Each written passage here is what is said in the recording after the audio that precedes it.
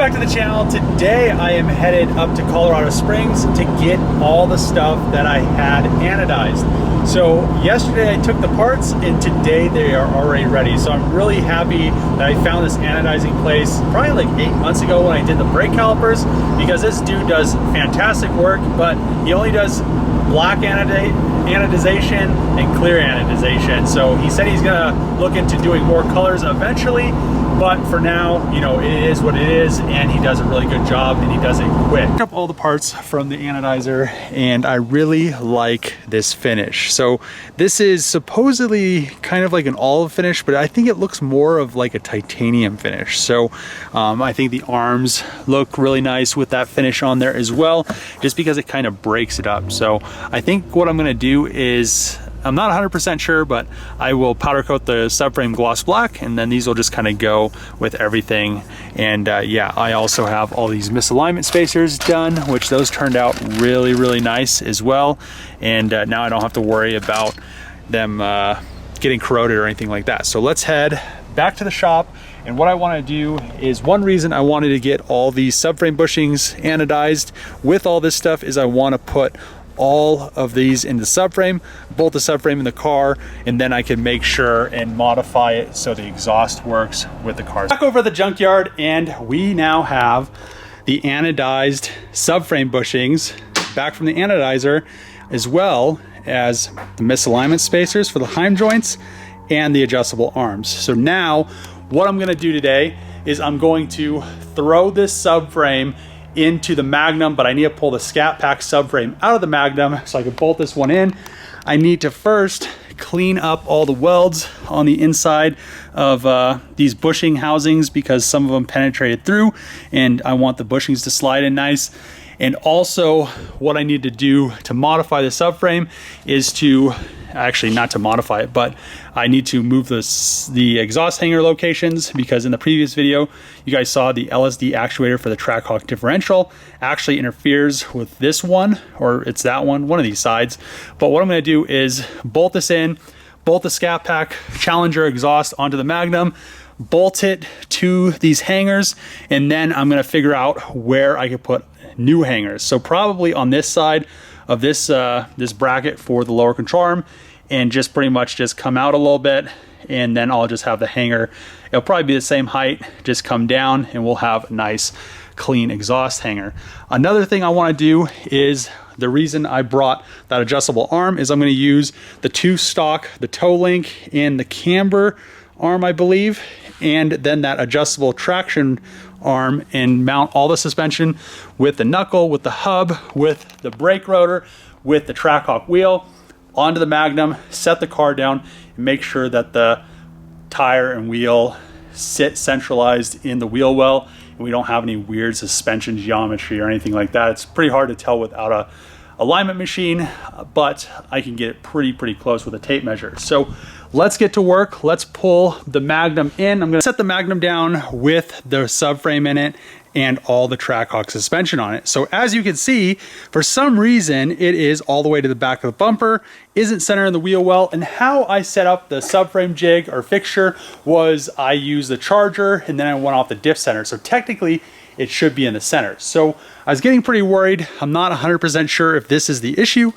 but I think what is happening is my adjustable arm right there, which I have no clue if it's a traction, so it should adjust caster, but it is binding on the toe, or the camber arm. So the nut on this is pretty much hitting the Heim. So what I need to do is I need to put the other adjustable arm on there, and I'll set it to the exact same length, which I don't have those with me today. So I'll have to pretty much pull all this stuff off, roll the car back out, pull the Durango in here, or figure out another place to park the Durango for tonight, and then put that adjustable arm on here, and it should fix this alignment issue. So why I think it's that is because when I look through the axle hole, I can see the sway bar end link, and on the Durango, the axle sits on the other side of the sway bar end link. So I'm guessing it's hitting that and it's pushing it back. So hopefully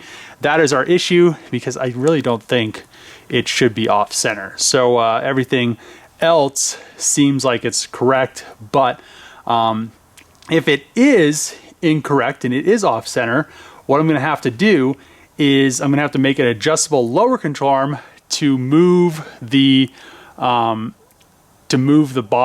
of the knuckle pickup point, or the lower control arm pickup point, so then it is in center. So this is kind of a little I'm not sure if it's a setback or maybe just a binding issue, but hopefully it's just a binding issue, because I really don't want to make a lower control arm because that'll kind of be a pain. But yeah, look at that big rock stuck in there from that accident. So this is an accident wheel off one of my Trackhawks. I was pretty worried about the rear of this subframe, and then I started to look at the traction rod. And when I made the traction rod, I was just kind of guesstimating on it. So I had the subframe on the workbench and I connected all the arms. I really didn't know where anything was going to be, or the ride height, etc. So what I ended up doing was pulling the traction rod off. Then I was able to move the whole wheel forward, and it actually moves past center onto that side. So what that actually adjusts is caster in the rear, and all the suspension pickup points on this subframe, except for one, are all Trackhawk, so there shouldn't be any issues. So what I'm going to do is, that traction rod that I made is a little bit too long, and I've already anodized it, but I have to still anodize some other parts. So what I'm going to do is I'm going to probably take like an inch and a half out of it, so I can adjust it far enough down, and then we can get everything pretty much ready to go in the back. The subframe's good. Another thing I need to do is do the exhaust stuff next. So now that I figured out the whole rear subframe situation with that traction rod and it just being too long and needing to shorten it, so I'm going to shorten both of those. Me and Chris tried to put the fuel tank in the car, and of course the fuel tank won't fit because these lower control arm mounts. So on the Trackhawk, the lower control arms are really beefy, and as you can see, these ones right here, this is a Scat Pack / Hellcat subframe. You can see how small they are. The issue with those smaller lower control arms and all the other arms that are smaller is this rear toe arm right here is bent, and that's just from taking the Magnum to a drift event. So I didn't want to have any issues with 1500 horsepower, all-wheel horsepower, and you know, launching it and then having just arms randomly bend like that. So probably gonna have to modify the fuel tank. It's just pretty much the back of it gets into this a little bit, and it just doesn't fit because there's this part of the floor back here. So what I'm gonna do now is, we already know that we have to modify the exhaust. Just hopefully it clears the subframe. Yeah. So hopefully the exhaust clears, because I'm really, this is turning into like modifying the sway bar as well. Modifying everything. Yeah, and this, I'm not exactly sure if the Charger and the Magnum share the same wheel well 100%, but the Trackhawk sway bar just barely fits. On this side, it is just hitting this extra bulge, and on this side it would clear because it has this big relief. So hopefully on the Charger it's a little bit better, but if it doesn't clear, I'll probably just end up probably heating the sway bar up and just moving it, and just kind of going from there, even though that's not technically the best thing to do because I think they're heat treated, but I could reheat treat it. I tried to fit the factory Scat Pack Challenger exhaust back on the Magnum, but it's hitting in the same exact spot that the fuel tank is hitting. So, well, not the same exact, the fuel tank hits up here and it is hitting in between these. So what I need to do is I need to bolt the diff in, and then we're gonna go, me and Chris are gonna go back to my house, grab the MagnaFlow exhaust, and I knew I had to modify it, but I was hoping the whole back section would fit in through the subframe and just have to modify something up further for the Trackhawk exhaust and all that stuff, and around the Trackhawk transmission and transfer case. But it looks like I'm going to be modifying up here. So let's head over there and we'll kind of situate this and figure out, I need to move the brackets and I need to move the piping. So this part, back part right here should be fine, but let's go grab that MagnaFlow exhaust because it looks really good and I haven't shown you it. I really like this exhaust just because of the quality, but I'm gonna have to modify it to clear the subframe, as well as I think I'm gonna have to modify the X pipe a little bit to work with the differential, or not the differential, but the transfer case.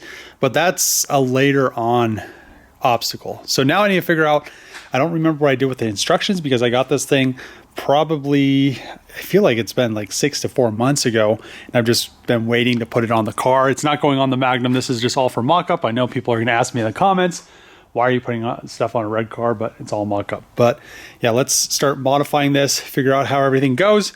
And then there's delete pipes. I know some of these are redundant pipes, so you can tune the exhaust how you want it. I don't think I'm going to use these. I think that's what these are for. And I think these right here are just the straight pipes, so you have no mufflers. But I do want mufflers, so it's not too raspy, but I want a little bit of raspiness. So let's start figuring out how this goes and get some stuff bolted on. Figured out everything I need to modify on the Magnum exhaust, and it really isn't much. So this exhaust looks really, really good. I don't have the tips on here, but it's all V-band. So this is the X-Mod series exhaust, and I must say the quality, the welds, everything is very, very high end. But the one bad thing about the Scat Pack exhaust was it didn't fit. The one good thing is, since there's a larger diameter pipe, they probably kind of have it hanging down just a hair more, which is good, because this is all Trackhawk suspension, and on a Charger and Challenger, this mount isn't here. So that exhaust actually was hitting on the bottom of this, and this exhaust is just perfect. So what I need to modify on the exhaust is this hanger location. Since I'm using all Trackhawk suspension, and you can see how much beefier the lower control arm is, and this is why I ended up wanting to use a suspension. You can see how large it is. The only issue is a spring perch is on the incorrect side.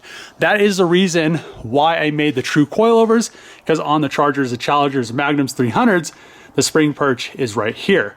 So now I have true coils. It eliminates that issue. We have a beefier lower control arm. As you can see, this setup on the factory Hellcat 300 Charger, blah, blah, blah, it's just really weak. The sway bar is smaller, the arms are smaller. They just really are weak and like to bend. And I want to launch this thing and not have any worries or issues. So what I'm going to do is I'm going to move this hanger right here, just pretty much just move it further up. And I just am going to put this nice and tucked away in here.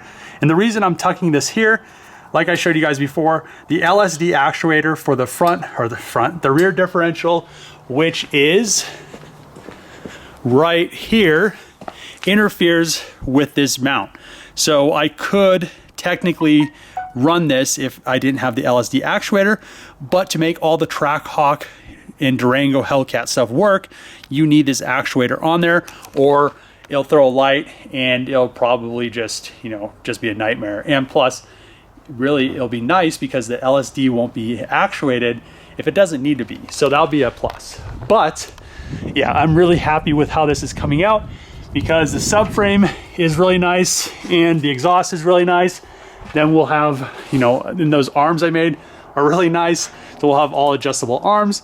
The exhaust will be nice. I have these solid subframe bushings I made. I'm gonna be very curious how those are gonna act when I drive the car.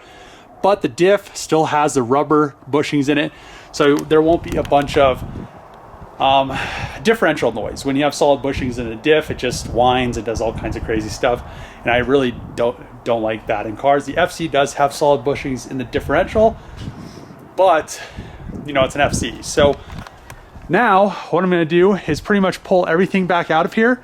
I'm going to pull the subframe down, get the old subframe, the Scat Pack subframe, back into the Magnum, and then I could move these brackets. Later on, I'll remodify those brackets on here. I'll most likely bolt this whole exhaust and then put these in the perfect spot, weld, or probably cut these off, move them. And I'm probably going to run the mufflers, but I'm not sure. I really want to see what the sound's going to sound like. Plus, it's going to be twin turboed. I may end up just leaving the non-muffler pipes, or the straight pipes, on there, and it has this. I think this is like a not a resonator, but a baffle or something like that. But yeah, let's get this subframe down, and she's looking really good. I'm pretty excited. And shout out to Magnum. Magnum did hook me up with this exhaust, and you know, I am very happy with the quality. And if it was bad quality, I wouldn't shout them out, but this exhaust is very, very nice. So I do recommend all their products and all their exhausts. So check them out. I'll put the link in the description. The exhaust hangers that I had on the subframe in the factory locations are now gone. So they were getting in the way of the LSD actuator, but what I'm gonna do is relocate those exhaust hangers inside this suspension pickup point. They'll be nice and tucked in there. The exhaust routes pretty much through here, but a little, you know, quite a bit lower. And then the, you know, all that stuff will just be nice out of the way, and it won't mess with the diff or get in the way of any of the diff mounting or the actuator or anything with the diff, and it'll be just nice and tucked in there. Also, the guy that made these brackets right here on his laser plasma cutter CNC, he added these little wings right here. I don't know why he did it. It doesn't add any strength to this component. So the one, I was gonna leave them on there, but then when I bolted the subframe in it, these were too tall on this backside. So I profiled it to actually clear the body of the car. So it got in there, and then it was still too tall and it was still too far back here because the evap canister lines run here. And then these wings, there's no way to tighten the nut because it's so close right here. I couldn't slip a wrench in there. I couldn't slip a nut in there. I was thinking about welding a nut on there. And then I was like, why don't I just cut those wings off? They're not really used for anything. They're pretty much pointless. So that's what I did on this side. And I profiled this as much as I needed to. So now it's really gonna be out of the way. It's not too tall. It's pretty much half an inch like it is from the factory. And we have them pretty much the same. I did it with a grinder, not a laser CNC.